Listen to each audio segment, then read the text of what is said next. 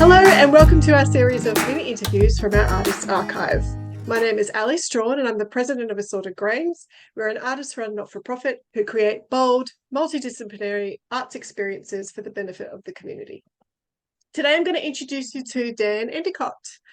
So, I guess, what is the first thing that you ever remember creating then? Because was it music? Okay. Was it something Probably else? puppet shows.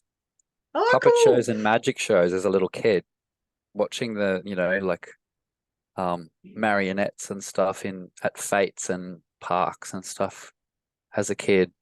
And the Maya windows in Brisbane, the old McWhirter Centre in the Valley used to be a Maya back when I was little. So there was like these little animatronic models, tiny little models in like windows of like witches and goblins and stuff like that. And all that was like, whoa, fairy dust in my brain. Holy crap.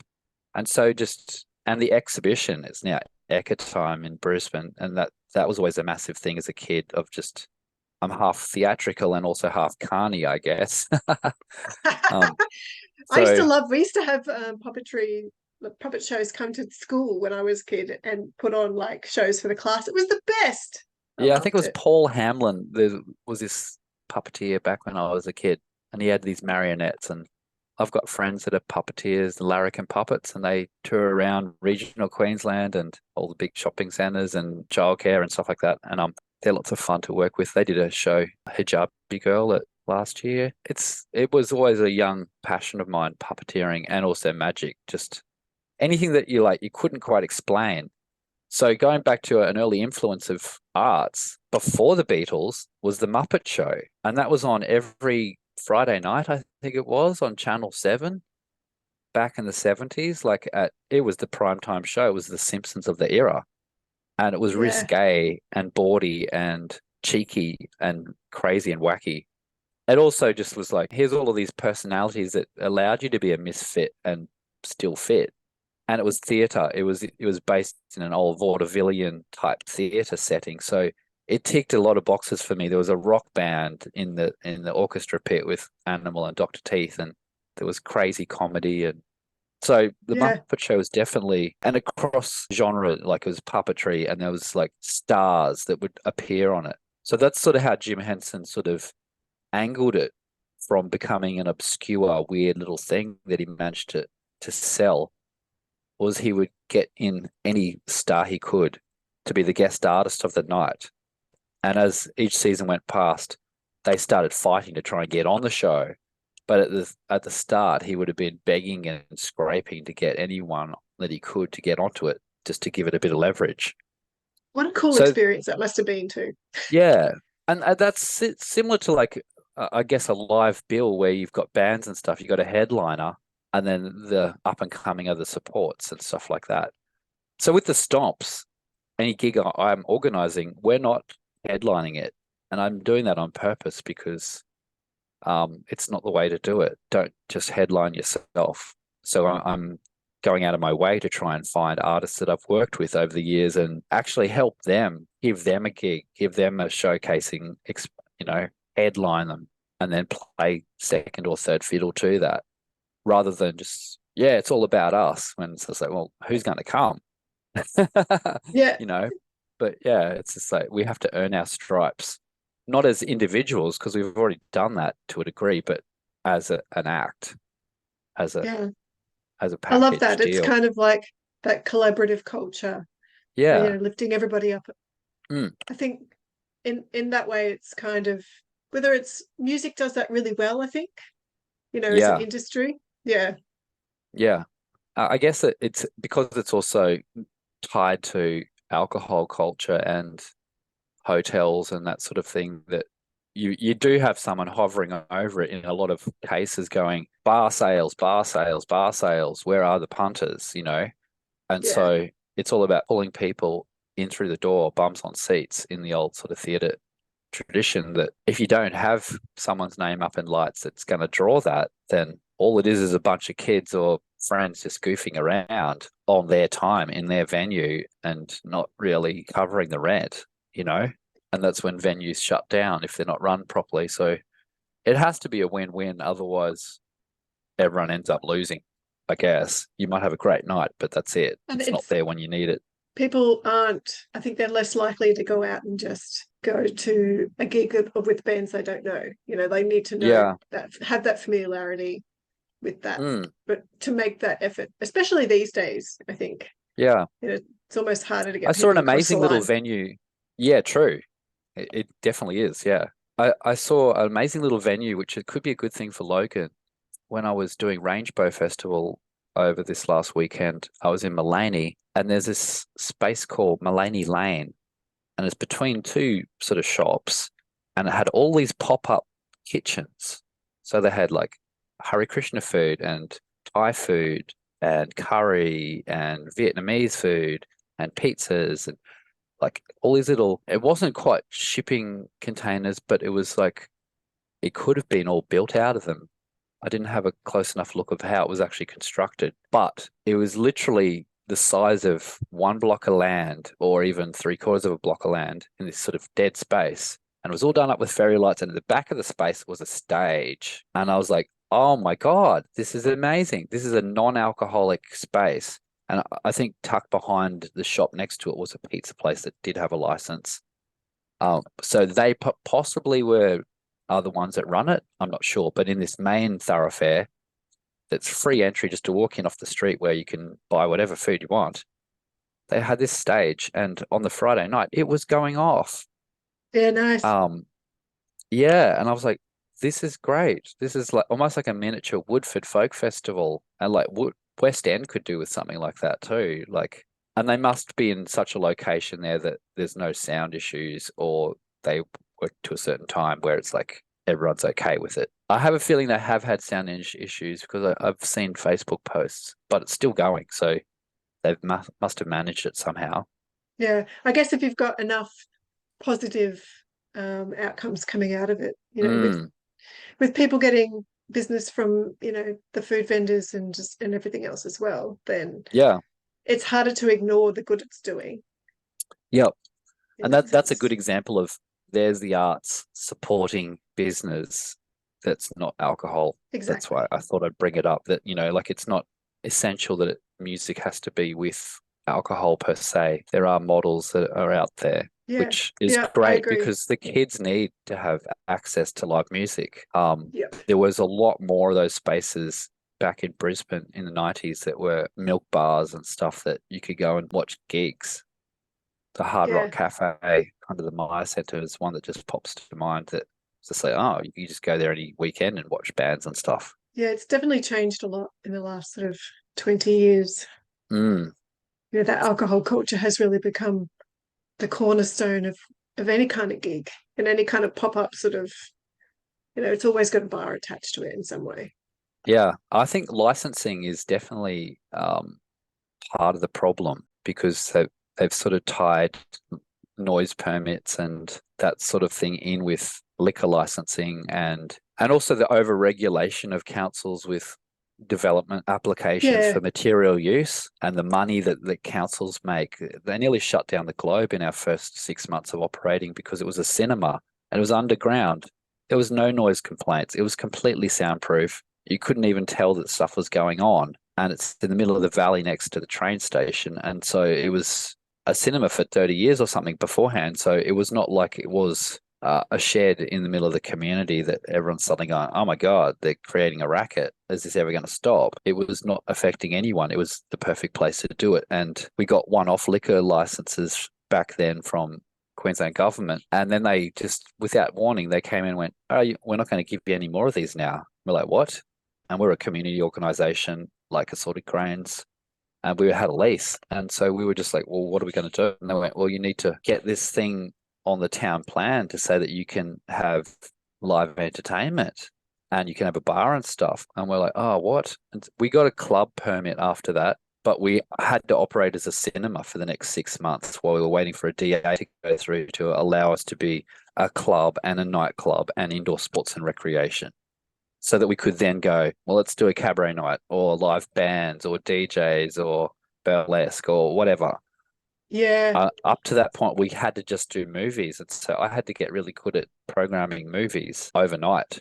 So I pulled in Christian Fletcher, who's legend around the traps and retro music often. And so he was at Metro Arts at the time, and I convinced him to come and play with us. And so the two of us just was like a tag team. And I was like the promoter, as in I was doing all the artwork and posters for Double Bill's Princess Bride with the Goonies and Ghostbusters with Gremlins and whatever we could to make these kitsch vintage drinking parties, really, to pay the rent and to get bar sales to pay commercial rent, which was exorbitant in the middle of the valley. And we managed to just scrape through with Rocky Horror and a few other big things that came through. So yeah, it was very touch and go. I think we had to pay the landlord back some money after that. He like sort of let us sort of go into back rent for a while, or half rent it was. Yeah. We managed to do it, me and a close-knit bunch of my friends at the time, that we pulled it together. And then finally the DA came through, and then they allowed us to do the live music. But we always stayed under a club permit, so people had to sign it at the door and become a member, and it's a lot of red tape. But things like that really cripple music culture in Queensland. Yeah, yeah, I know that when you look at town planning, and they're in the middle of redoing all the planning for Logan. I think it was going to be released for 2025 onwards, and they're going to do the public consultation soon. So keep an eye out for that. I'll share it when it comes out. But I was going through it on Friday, and there's no mention. It's all sports and recreation and that kind of. There's no mention of live music or arts or any kind of zoning around that kind of thing. It's always an afterthought. It's always a pop up. We're going to do it in this one location as a once off. There's no infrastructure here, and No. the culture is created by independent. It's more than one place. It's a culture Yeah. of multiple venues, and it just doesn't happen, and it's really frustrating. Some people, they seem to kind of get it, and they're really keen and they're on board, but when it comes to the actual approach and the rollout of everything, it's just not there. Yeah. So But it's the first thing they turn to when they're doing a big opening event. Oh, yes, and we'll put a stage up, and we'll get a band playing, and it's just like, yeah. eventually we'll just keep being the squeaky wheel, and we'll show them that it works. Yeah, yeah. And Logan's getting bigger, so that it really needs to be thought about at For this sure. point, There's a before lot it of becomes like opportunity. harder, like too hard. Yeah. Yeah. It's going to get more dense, but we're also spreading out a lot further west. Mm, And there's so much opportunity out there where there is nothing else much at all out there at the moment. But yeah. I could go on and on about it. So what do you think as far as creativity goes? Do you think it's more nature, or do you think it's more nurture? Oh, okay. Having it in one's nature makes it definitely easier to be adaptable and to see opportunities. But if it was never nurtured, then I'd still be pushing trolleys. I guess. But my job has been to nurture. So I see it seems to be something that I just inherently do, is I help people with their project or their art form, or it just seems like my mission, I guess. Yeah, I There's this think, thing called Ikigai. I don't know if you've ever heard of it. yeah, Ikigai. It's a Japanese sort of thing.